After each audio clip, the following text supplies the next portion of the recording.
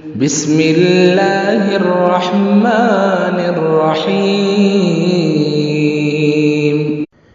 يسبح لله ما في السماوات وما في الأرض الملك القدوس العزيز الحكيم هو الذي بعث في الأميين رسولا منهم يتلو عليهم آياته ويزكيهم ويعلمهم الكتاب والحكمة وإن كانوا من قبل لفي ضلال مبين وآخرين منهم لما يلحقوا بهم وهو العزيز الحكيم ذلك فضل الله يؤتيه من يشاء والله ذو الفضل العظيم مثل الذين حملوا التوراة ثم لم يحملوها كمثل الحمار يحمل أسفارا بئس مثل القوم الذين كذبوا بآيات الله والله لا يهدي القوم الظالمين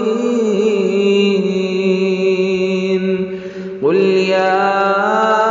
أيها الذين هادوا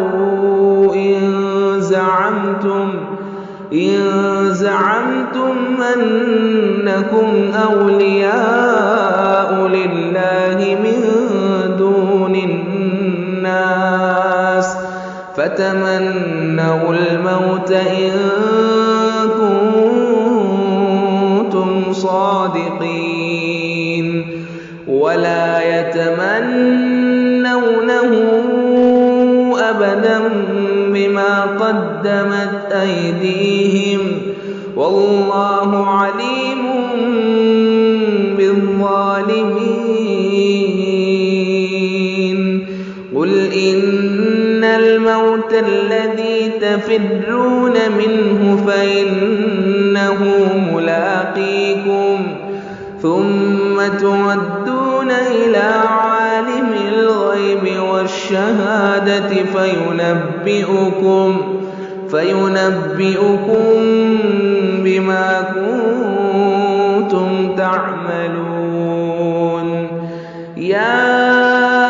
أيها الذين آمنوا إذا نودي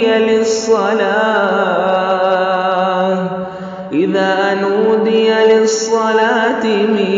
يوم الجمعة فاسعوا إلى ذكر الله وذروا البيع ذلكم خير لكم إن كنتم تعلمون فإذا قضيت الصلاة فانتشروا في الأرض وابتغوا من فضل الله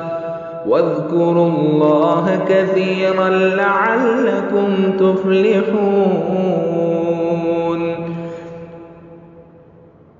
وإذا رأوا تجارة أو لهوا انفضوا إليها وتركوك قائما قل ما عند الله خير من اللهو ومن التجارة والله خير الرازقين